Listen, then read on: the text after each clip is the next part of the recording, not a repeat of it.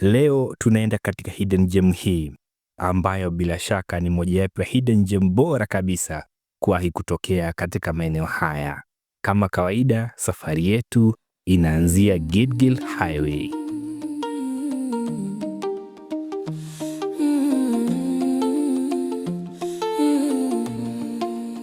Tuko barabarani, yeyo si ya kukosa. Get ready to see amazing sceneries. Twenzetu mahali maajabu yanaonekana bila maelezo mengi. Gilgil Highway pana, magari yanakatiza. Lami iko sawa, safari inasonga bila haraka. Lakini mawazo yanatoka barabarani, yanaenda chini ya ardhi ambako siri imefichwa. Tunajua tunaelekea wapi, si story ya kusimuliwa tu.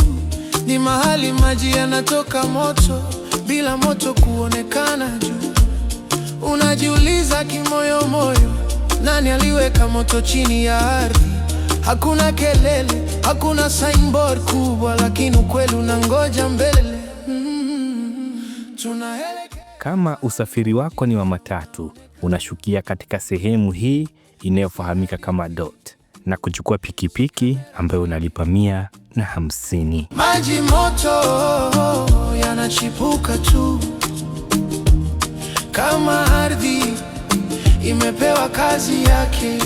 Safari inaanzia barabarani, lakini naishia kwenye mshangao. Tunashukia gari mahali panaitwa Dot.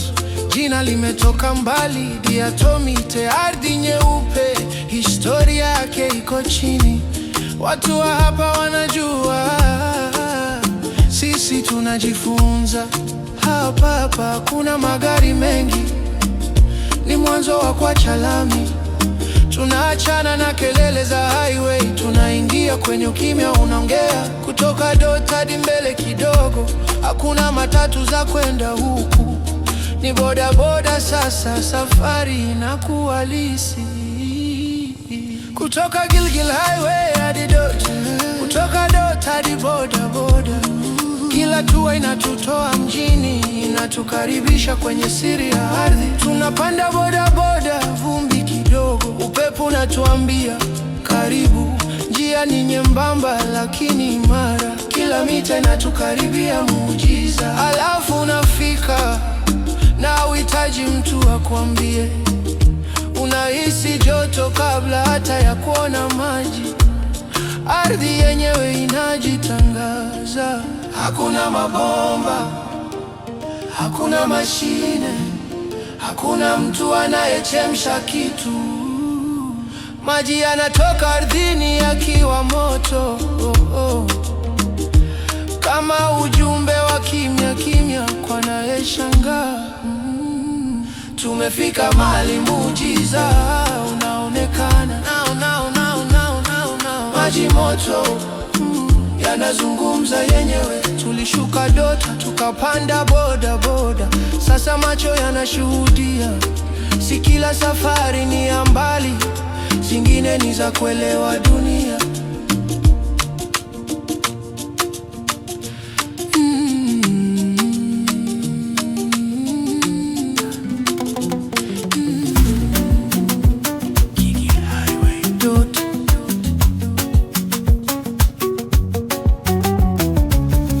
Tumeshuka Dot, safari bado haijaisha. Hata kuna matatu ya kukukimbiza. Ni private ama boda boda, na sisi tumejaa kwa njia halisi.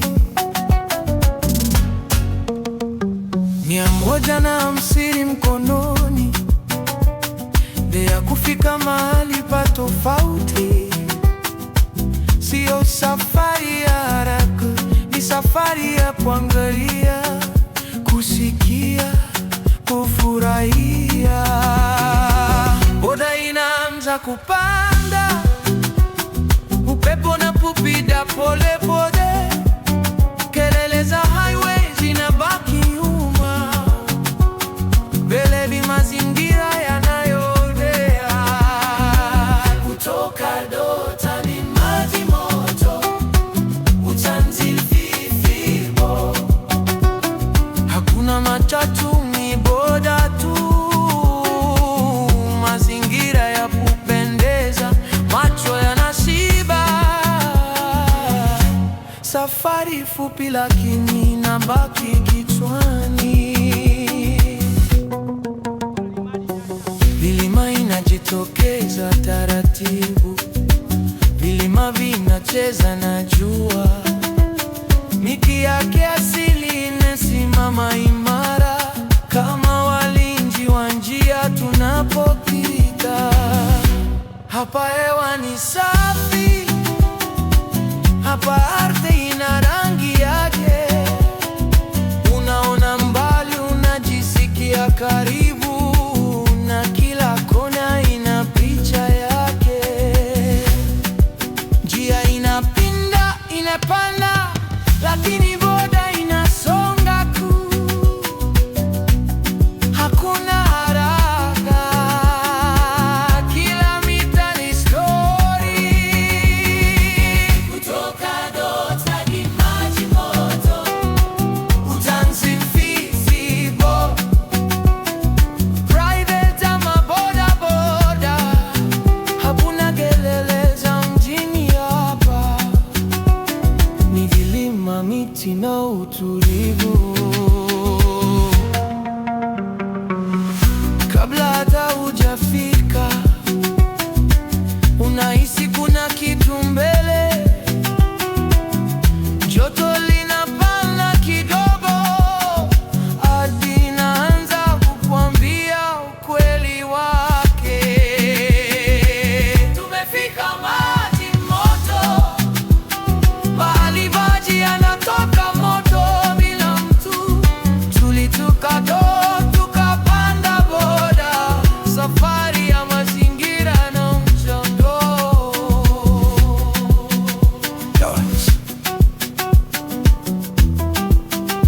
Utanzi Fifibo,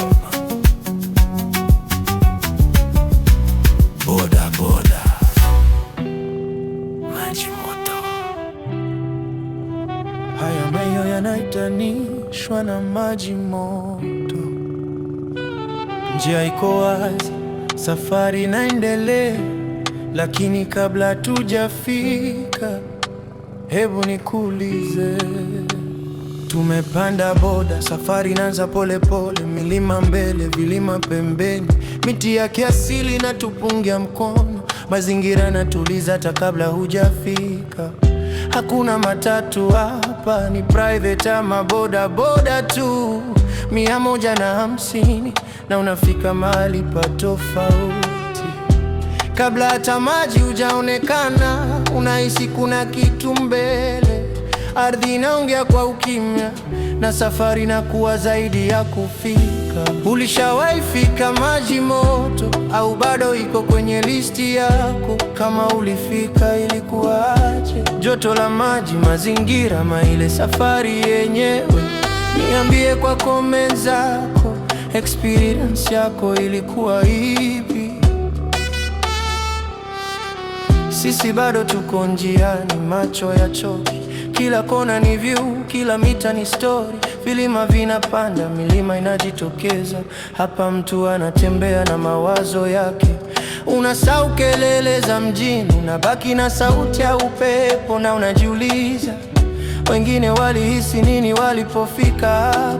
Wengine walikuja kupumzika, wengine kwa curiosity, wengine walishangaa tu, maji moto yatokeje ardhini? Ulishawahi fika maji moto? Kama ulifika, experience yako ilikuwa gani? Je, ulifurahia safari ya boda ama mazingira ndo yalibasho?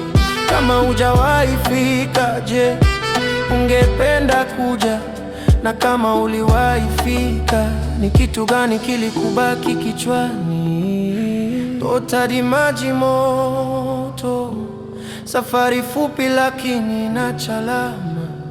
Sasa ni zamu yako kusema ulishawahi fika na ilikuwaje. Acha komenti yako hapo chini. Safari zinaendelea na stori zako ndizo zinakamilisha njia.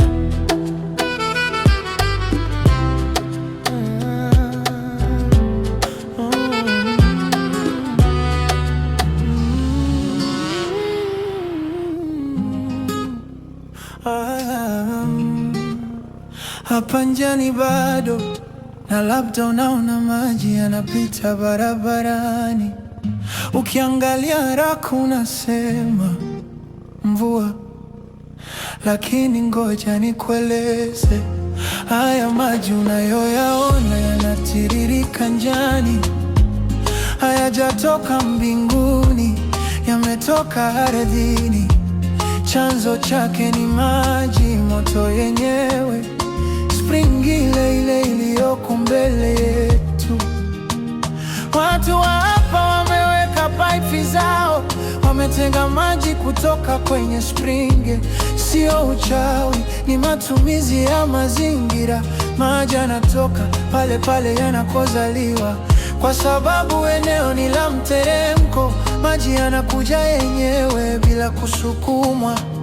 Hakuna pompu kubwa, ni nguvu ya ardhi na mwelekeo wake. Haya maji unayoyaona njiani ni ya maji moto kabisa, yanapitia pipes za wenyeji, kutoka springi hadi manyumbani. Ardhi imerahisisha kazi, mteremko umefanya iwezekane. Maji yanatembea yenyewe, maisha yanaendelea. Unapoona maji yakikatiza barabara, usidhani ni taka. Huu maji ya kupotea ni sehemu ya mfumo wa hapa. Kila tone linalewa linapoenda hapa. Mazingira yanatumika, hakuna kupambana nayo. Maji yanatoka juu kwenda chini, nyumba zinapata uhai wake. Ndilo faida ya kuishi karibu na spring. Unachota pale palipo karibu, mazingira yanakuwa mshirika, sio adui wa maisha. Haya maji unayoyaona njiani ni ya maji moto. Na hapa ndo tumefika. Waswahili walisema usione wembamba wa reli, gari moshi hupita. Unaweza ukadharau geti hii, lakini kile ambacho kiko hapa ndani ni kitu ambacho bila shaka kinapendeza sana. Natumai sasa umejua maji moto iko wapi. Naamini umependezwa na safari kama ilivyonipendeza mimi. Na sasa katika makala yajayo nitakwambia ni kitu gani ambacho unafaa kujua kuhusiana na maeneo haya. Je, kuna kiingilio? Na kama kipo ni pesa ngapi? Je, is it worth kuja katika maeneo haya? Kwenye episodi ijayo bila shaka nitawajuzeni. Naitwa Jembe mahiri.